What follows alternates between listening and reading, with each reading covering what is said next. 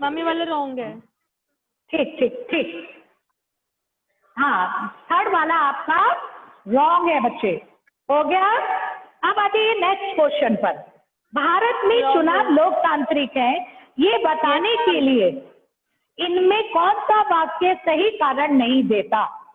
ठीक है, हम ये कहते हैं कि भारत के चुनाव लोकतांत्रिक है क्योंकि हमें मालूम है कि लोकतांत्रिक चुनाव के लिए क्या क्या क्वालिटीज होती है, जैसे मैंने बताया कि नियमित होने चाहिए, स्वतंत्र होने चाहिए, निष्पक्ष होने चाहिए, विकल्प होने चाहिए, ये सारी बातें बताई थी मैंने।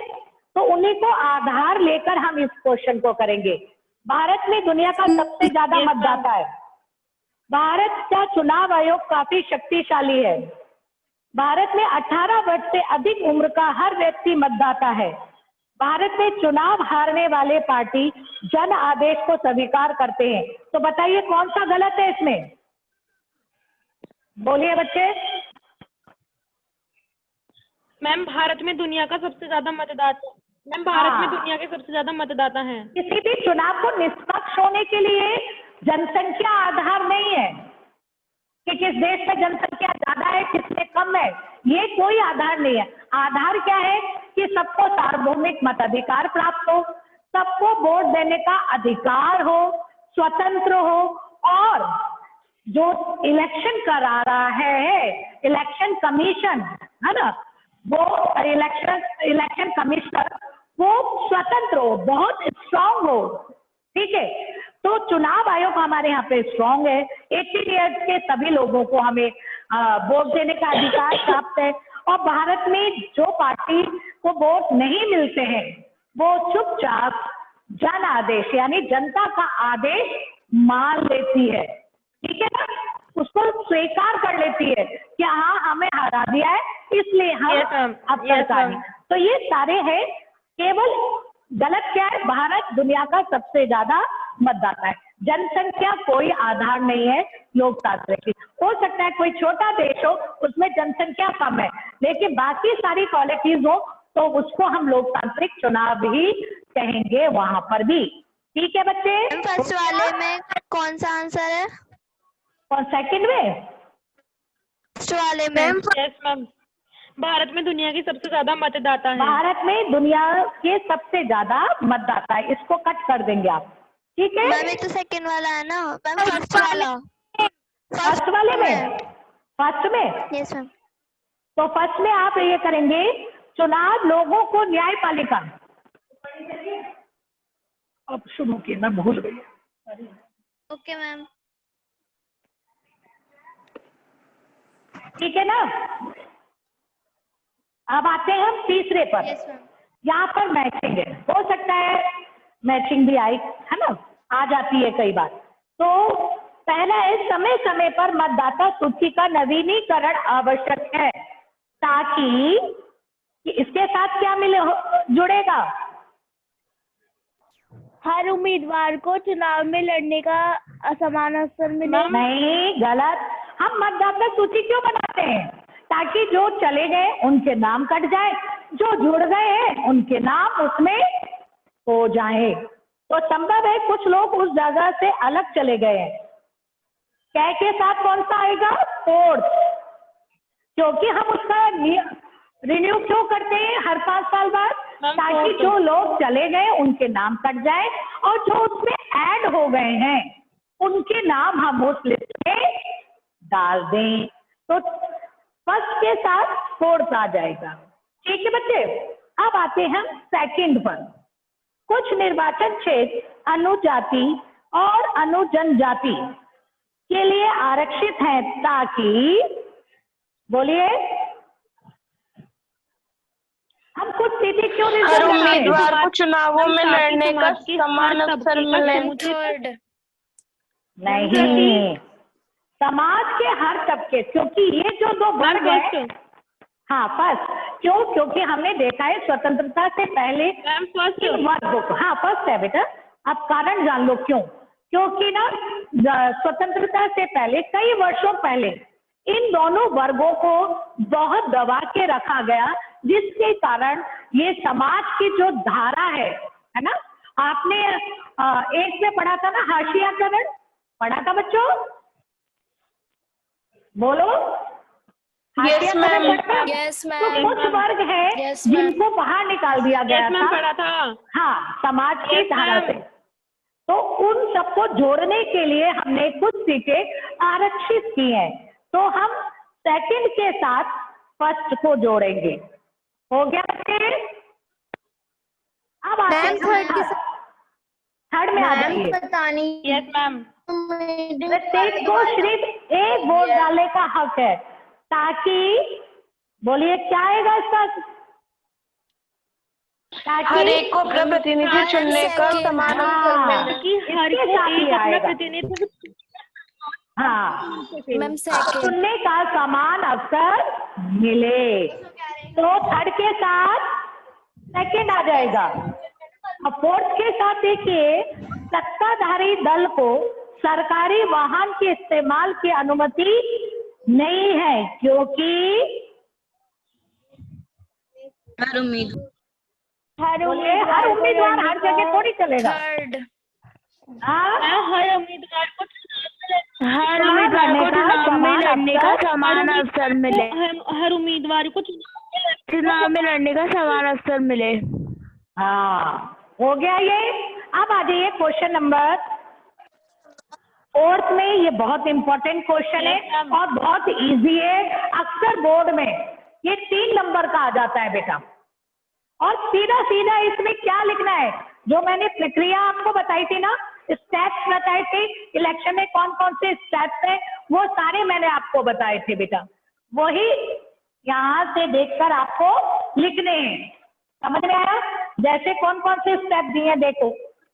यहाँ पे सूची बनाना, चुनाव अभियान करना, चुनाव नतीजों की घोषणा करना, मतदान करना, पुनर्मतदान के आदेश देना, चुनाव प्रक्रिया की घोषणा करना, नामांकन, ये सब आगे पीछे दे दिए हैं। आपको इनको क्रमबद्ध लगाना है। तो सबसे पहले क्या आएगा, बोलिए? चुनाव की घोषणा। हाँ, चुनाव की घोषणा। फिर उसके बाद प्रत्याशियों का चयन। इसमें है प्रत्याशियों का चयन? इसमें नहीं है। जो इसमें दिए वही बोल है बेटा। बोलिए चुनाव अभियान। चुनाव अभियान नहीं, चुनाव अभियान अभी कैसे हो जाएगा? चुनाव प्रक्रिया की घोषणा हो गई, उसके बाद आप क्या करेंगे? मतदाता सूची भी तो बनेगी। सेकंड नंबर पे क्या आएगा? मतदाता सूची बनाना। मतदाता सूची बनाना। हाँ, सेकंड नंबर पे मतदाता सूची बनेगी। तीसरे नंबर पे क्या आएगा? नामांकन दाखिल करना। जो चुनाव लड़ रहे हैं उन्हें खड़ा करना, मैम ठीक है ना? वो खड़े होंगे। फिर उसके बाद, हाँ, फिर उसके बाद क्या आएगा? नामांकन हो गया। तो हर पार्टी अपने बस बोलिए नहीं, मैं बता रही हूँ। हाँ, कोई नहीं बोलेगा, मैं बता रही हूँ। फिर चौथे नंबर पे आएगा चुनाव घोषणा पत्र जारी करना। ये उम्मीदवार खड़े हो गए, खड़े होकर अब ये आपको बताएंगे कि हम क्या करेंगे अगर हम जीत जाते हैं। हम जनता के लिए ये करेंगे, हम जनता के लिए ये करेंगे। इसको बोलते हैं मैनिफेस्टो। क्या बोलते हैं? घोषणा पत्र। हर उम्मीदवार, हर पार्टी अपने घोषणा पत्र को टीवी पर आकर पढ़ता है, न्यूज़पेपर पे देता है कि हम अगर जीत जाते हैं, हमारी अगर सरकार बन जाती है, तो हम जनता के लिए ये कार्यक्रम, ये नीतियां करेंगे। घोषणा पत्र हो गया। अब उसके बाद क्या करेंगे? हम चुनाव अभियान करेंगे। फिर चुनाव अभियान हो गया तो मतदान होगा। मतदान हो गया तो चुनाव नतीजे आएंगे। चुनाव नतीजे आ जाते हैं और यदि किसी में हमें डाउट होता है कि ये रिजल्ट गलत है, तो चुनाव आयोग उस जगह का पुनर्मतदान करने का आदेश दे सकता है। तो ये आपकी कॉपी में हो जाना चाहिए। क्लियर? हो गया बेटा? रह गई क्या बेटा? के बाद वोटों की गिनती। हाँ, वोटों की गिनती। मतदान होगा, मतदानों के बाद ये लेकिन आप, हाँ, वोटों की गिनती होगी, फिर चुनाव की घोषणा होगी, फिर आपका पुनर्मतदान का आदेश होगा। इसको आप क्रमबद्ध तरीके से अपनी कॉपी में लिख लेंगे। क्लियर? मैम आप एक बार रिपीट कर दीजिए, मैम समझ में नहीं आया। समझ में नहीं आया? सबसे पहले क्या होगा, मैम एक बार देख लो। सबसे पहले क्या होगा, चुनाव प्रक्रिया की घोषणा कि अब ये चुनाव इस तारीख को होने वाले चुनाव प्रक्रिया की घोषणा। सेकंड पॉइंट होगा हमारा मतदाता सूची का नवीनीकरण। मतदाता सूची बनाई जाएगी, ठीक है। फिर तीसरा हमारा होगा नामांकन दाखिल करना। जो इलेक्शन में खड़े हो रहे हैं वो अपने नेम रजिस्टर्ड करेंगे कि ये इस क्षेत्र से खड़ा हो रहा है। जब वो खड़ा हो जाएगा उसके बाद वो अपने पॉलिसीज, अपने प्रोग्राम लोगों को बताएगा, जिसे कहते हैं मैनिफेस्टो, घोषणा पत्र।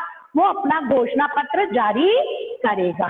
जब घोषणा पत्र जारी हो जाएगा फिर वो प्रचार प्रसार करेगा, आपके घर घर आएगा और आपसे बोलेगा कि मुझे एक मौका दीजिए, जैसा अक्सर आप देखते हैं इलेक्शन में, है ना। नारेबाजी होंगी, नारे बनाए, तो इस तरीके से रैलियां निकाली जाएंगी, भाषण दिए जाएंगे, तो चुनाव अभियान चलेगा। जब चुनाव अभियान हो जाएगा तो उसके बाद मतदान होगा। आप जाएंगे वोट डालने। जब वोट डल जाएगा तो वोटों की गिनती होगी।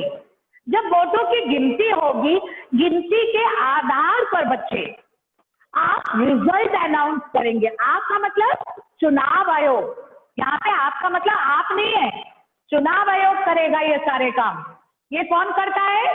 चुनाव आयोग, जो भारत का सबसे शक्तिशाली आयोग है। आपको मालूम होना चाहिए कि ये स्वतंत्र है भारत में और इसके पास सबसे ज्यादा पावर है। जब ये इलेक्शन कराता है तो सारे जो इसके कर्मचारी हैं, अधिकारी हैं, वो सारे चुनाव आयुक्त के अधीन हो जाते हैं। वो सरकार के अधीन नहीं होते। उसे जो काम करना है, जो फैसले करने हैं बच्चे, वो सरकार के को देखकर ध्यान में रख के नहीं करते। ये अपने हिसाब से काम करते हैं। और ना ही वो जो सरकार चल रही है, रनिंग गवर्नमेंट है, उसको अनस्टेबल होते, कोई आंसर देने लायक नहीं होते। ये अपना फैसला खुद करते, बिल्कुल स्वतंत्र होते। तो भारत का चुनाव आयोग सबसे ज्यादा शक्तिशाली है। तो चुनाव आयोग ये सारे काम करेगा। फिर वो घोषणा करेगा रिजल्ट की कि ये पार्टी जीत गई है।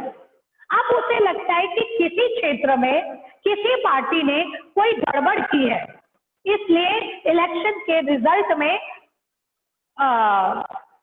प्रभाव पड़ा है। तो वो अपने हिसाब से, किसी पार्टी के कहने से या जो गवर्नमेंट चल रही है उसके कहने से नहीं, अपने हिसाब से, अपनी विवेक से पुनर्मतदान का आदेश दे सकता है। हो गया? मैम आपकी वॉइस कट कट के आ रही है। कट कट के आ रही है? तो चलिए इधर देख लीजिए। अब आप ऐसे डाल लीजिए सीट, ठीक है। अब आ जाइए नेक्स्ट क्वेश्चन पर आप, ठीक है। यहाँ पे सुरेखा एक राज्य विधानसभा, मैं टाइम देख लेती हूँ, अगर टाइम हो गया बचा है तो कराऊंगी आगे, ठीक।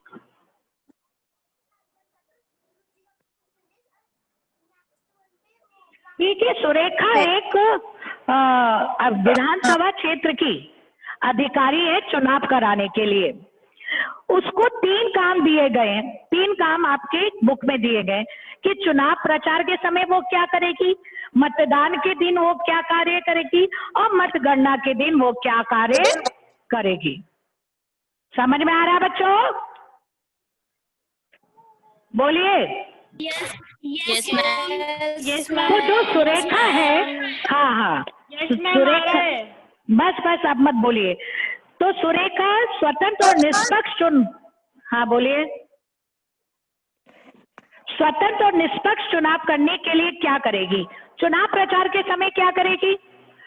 जहां पर चुनाव प्रचार किए जा रहे हैं बच्चे, रैलियां हो रही हैं, भाषण का प्रबंध हो रहा है ना, वहां पर वो सुरक्षा की व्यवस्था करेगी।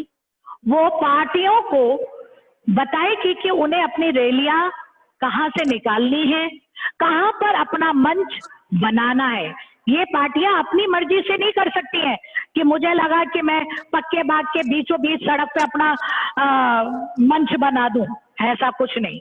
इन्हें चुनाव अधिकारी से अनुमति लेनी पड़ती है।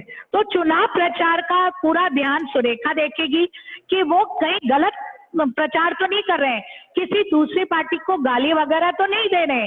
अगर उनकी रैलियां हैं तो कहाँ पे उन रैलियों का आयोजन करना है, ये सब वो देखेगी। ठीक है। अब नेक्स्ट दिन मतदान के दिन क्या करेगी? मतदान के दिन वो जहां पे मतदान होगे वहां पे सुरक्षा पुलिस की व्यवस्था करेगी ताकि सुरक्षा बनी रहे, कोई असामाजिक तत्व वहां पर दंगे ना कर सके, शांतिपूर्वक मतदान किया जा सके। ठीक है ना। और दूसरा, जहां बूथ बनाने का काम भी ये करवाएगी सुरेखा। मतगणना के दिन क्या करेगी? मतगणना के दिन बच्चे क्या करना है इसने कि जब मतगणना होती है, वोटों की गिनती होती है बेटा, तो उन गिनती के समय जितनी भी पार्टियां इलेक्शन में खड़ी होती हैं, उनके जो एजेंट होते हैं वो उस मतगणना में बैठते हैं ताकि कोई ये ना कह